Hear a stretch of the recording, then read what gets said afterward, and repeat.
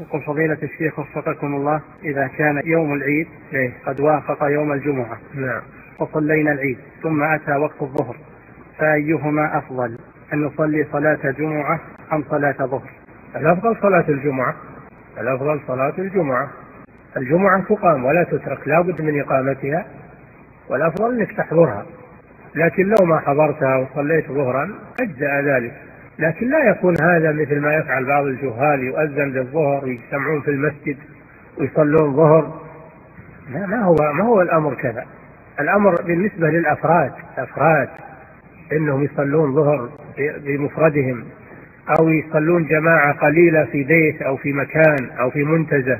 أما أنه يؤذن للظهر ويحضرون في المسجد هذا خلاف السنة، وما كان الرسول صلى الله عليه وسلم يأمر بذلك.